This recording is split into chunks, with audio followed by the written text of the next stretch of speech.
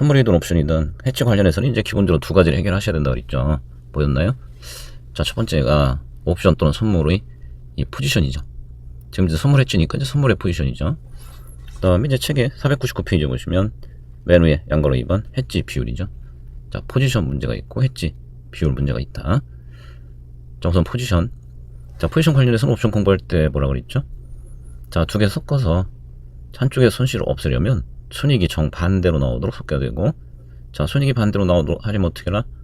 가격 또는 손익이 같은 방향으로 움직이는지 반대 방향으로 움직이는지를 기준으로 판단해라. 같은 방향으로 움직이면 서로 반대 포지션 취해야 된다. 이미 반대 방향으로 움직이면 같은 포지션 취해야 된다 그랬죠. 그러면서 그때 아마 선물 얘기도 살짝 했을 거예요. 자, 선물 손익하고 현물 손익은 항상 똑같은 방향이에요. 그렇기 때문에 선물통 해지하려면 현물과 자 반대 포지션 취해라. 이게 기본이에요. 자, 현물 포지션과 반대 포지션을 선물시장에서 취해줘라. 자, 그런데 여기에 방법 2라고 또 있네요. 실전에서는 요걸 활용하는 게 훨씬 더 간편하다. 일단 결론부터 말씀드릴까요? 그럼 해지는 결국 누가 하는 거냐면, 자, 현재 보유 중인 물건을 미래에 팔려는 사람. 자, 그런 사람들은 자, 파는 시점까지 혹시 가격이 내려가면 떨어지면 손해 볼 수 있으니까 거기에 대비해야 되는 거고, 미래에 어떤 물건을 사려는 사람. 자, 그러면 그 중간에 가격이 상승하면 나중에 비싸게 사게 되니까 손이죠. 그래서 미래 물건을 자 팔려는 사람, 사려는 사람이 해지를 하게 되는 건데, 그냥 거기에 맞춰서 선물 포지션 취하는 게 가장 간단해요. 그래서 자, 미래의 매도 예정이다. 그러면 선물 매도하면 되는 거예요. 미래에 매입 예정이다. 자, 그러면 선물을 매입하면 되는 거예요. 미래에 팔 사람 선물 매도, 살 사람 선물 매입. 이게 가장 간단해요. 실전에서는 이렇게 보세요. 자, 그럼 왜 그러냐? 표의 두 번째, 야, 매입했죠, 매도했지. 얘를 통해 이해하시면 돼요. 이 매입했지, 매도했지는 해지에서 선물시장에서 어떤 포지션을 취하는지에 따른 구분이에요. 자, 매입했지는 자 선물 매입 통해서 해지한다는 뜻이에요. 선물에서 매입 포지션 취해서 해지한다. 매도했지는 자 선물시장에서 매도 포지션을 취해서 해지한다는 뜻이에요. 그럼 아까 1번 방법에서 선물 해지에서는 현물과 반대 포지션 취해야 된다 그랬잖아요. 그럼 매입 해지는 현물 기준은 현물 어떤 상태? 현물 매도 상태에 있는 투자자가 선물을 반대 포지션, 매입 포지션 취해서 해지하는 거예요.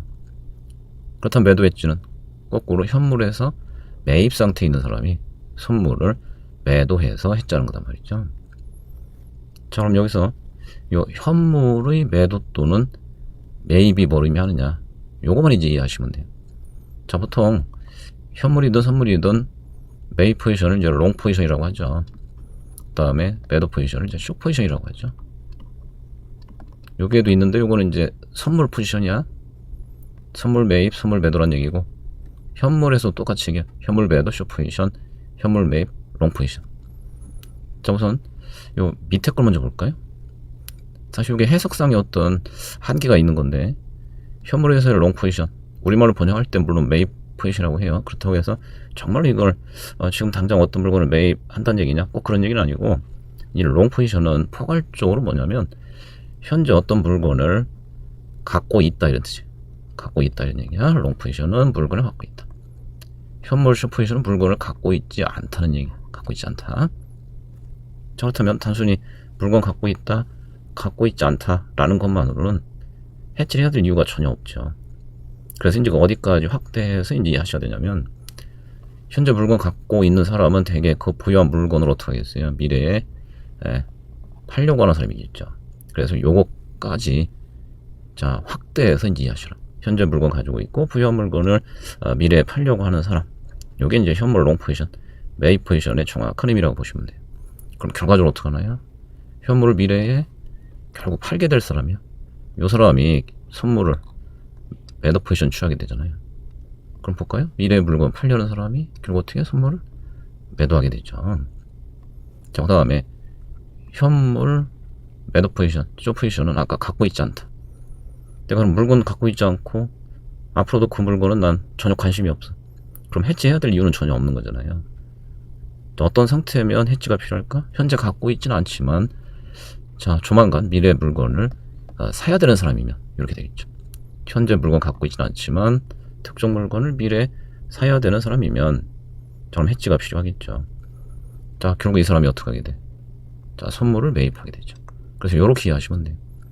그래서 이 내용에 기초해서 자, 실전에서 이걸 바로 적용하시면 돼요.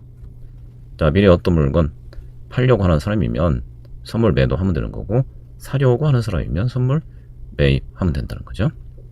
그 다음에 자, 밑에 해지 종류 몇 가지 기준에 따라 자, 분류해 놓은 게 있는데 이제 추가로 보시면 자, 표에 세 번째 칸, 자, 해지는 직접 해지와 교차 해지가 있다. 요 직접 해지와 교차 해지는 요 해지 대상 자산하고 해지를 이용하는 선물 기초자산, 요 두 개 같으냐 다르냐예요. 두 개가 같으면 직접 해지, 다르면 교차 해지야. 자, 물론 직접 해지 가능하다면 직접 해지를 활용하는 게 훨씬 효과적이겠죠. 예컨대 내가 A 주식을 미래 살려고 그래. 그럼 당연히 그 A 주식 기초로 하는 선물 이용하는 게 가장 좋겠죠.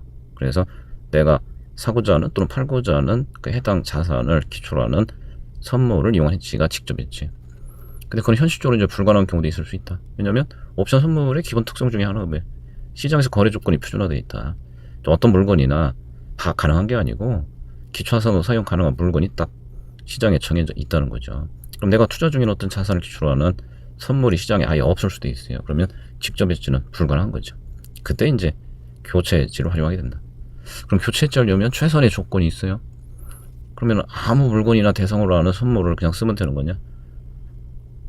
해지 대상 자산하고 가격 움직임상에서 전혀 관련이 없는 애 가지고 해지한다면 해지가 될 리가 없죠. 그래서 이 주석을 보시면 1번 주석, 자, 교체 해지 할 때는 해지 대상 자산하고 최대한 가격 움직임이 유사한 그런 애를 기초로 한 선물을 이용해야 된다는 거죠. 이건 너무 당연하죠. 해지 대상 자산과 가격 움직임이 일정 관계를 갖고 있고 최대한 유사하게 움직이는 그런 애를 기초로 하는 선물을 이용해야 의미가 있다. 512페이지 그 말문제 잠깐만 보시고 갈게요. 자, 우선 13번 먼저 보실까? 이런 문제들은 뭐 선물 자체가 시험에 많이 나온 편이 아니기 때문에 기출문제가 몇 개 없긴 하지만 자, 이런 문제들은 언제든지 가능하다고 보셔야 돼요. 여기 뭐냐면 이제 각각의 현물 상황에 맞는 해지를 위한 적정 포지션 해석하는 거예요. 자, 선물 이용한 다음 해지 거래 중 가장 잘못된 것, 동그라미 1번, 1개월 후에 자금을 차입하려는 기업이 금리 선물을 매입했다. 아마 처음 하신 분들은 이게 좀 가장 해석이 좀 어려울걸? 그나마 나머지는 좀 간단할 거예요. 나머지 먼저 볼게요. 동그라미 인덱스 펀드를 보유. 인덱스 펀드 보유니까 인덱스 펀드는 뭔가요? 지수 펀드죠. 주가지수와 똑같이 움직이는 펀드예요. 보유죠? 보유니까 현물 시장에서 현물 매입 상태에 있다. 대상은 인덱스 펀드고 현물 매입 상태에 있다. 그럼 대상이 지수니까 자, 지수 선물을 이용하면 되는 것이고 현물 매입 상태이기 때문에 이 선물은 매도.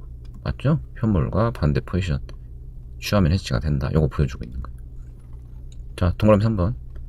자, 2개월 후에 상대국 통화로 수출대금 수출하게 되는 수출업자가 상대국 통화 선물을 매도했다. 이건 사실 환율 쪽에 가면 환율 매치 따로 할 거고 그때 가면 가장 그냥 기본적인 내용이야.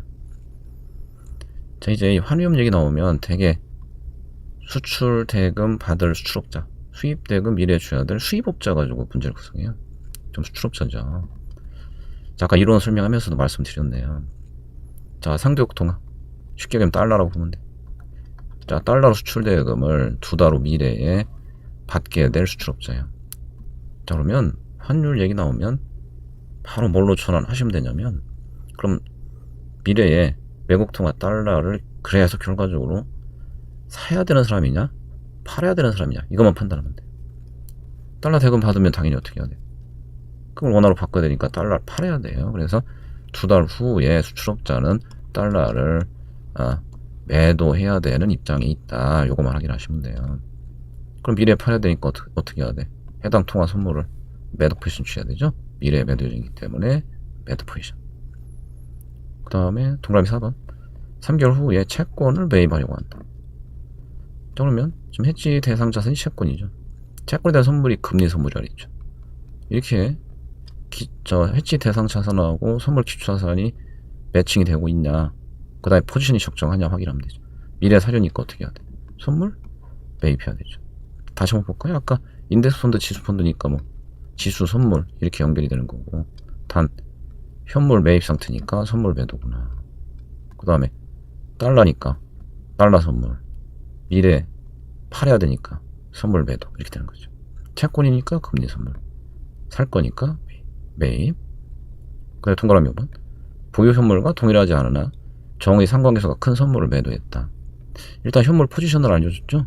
보유 중이다. 매입 포지션이다. 그러니까 일단 포지션부터 볼까요? 선물을 어떻게 해야 돼요? 매도해야 되죠. 현물 매입이니까 선물 매도해야 된다. 근데 요 케이스가 바로 뭘까요? 예, 교차 엣지 케이스를 보여주는 거예요. 동일하진 않은데 정의 상관계수가 큰 물건에 대한 선물을 이용했다 이런 얘기죠. 그래서 아까 교차 엣지의 경우는 기본적으로 가능하면 해지 대상 자산과 가격 움직임이 최대한 유사하네. 걔를 이용해야 효과를 볼 수 있다 그랬죠. 그래서 이 교체 엣지 상황을 정확하게 좀 보여주고 있는 거예요. 자, 그러면 얘들은 전혀 문제가 없어요. 정확하게 해지 대상 자산하고 선물 기초 자산이 대응이 되고 있고 포지션도 정확하게 다 맞죠. 그럼 동그라미 1번. 1개월 후에 자금을 차입하려고 하는 기업. 자금을 차입하려고 하는 기업.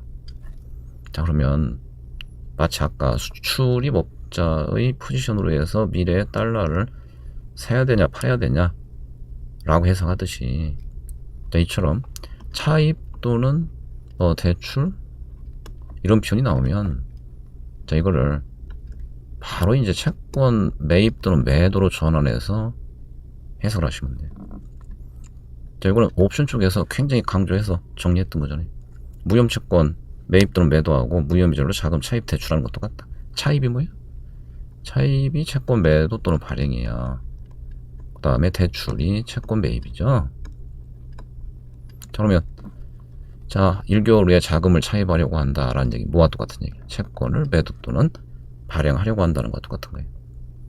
그럼 채권을 매도하려고 하니까 선물 당연히 매도 포지션 줘야 되고, 대상이 채권이니까 선물로 금리 선물 이용해야 되죠. 그래서 채권이니까 금리 선물, 그 다음에 미래에 매도 예정이기 때문에 요게 틀린 거예요. 자, 선물, 자, 매도 포지션이 필요한 거구나. 자, 요게 틀렸어요.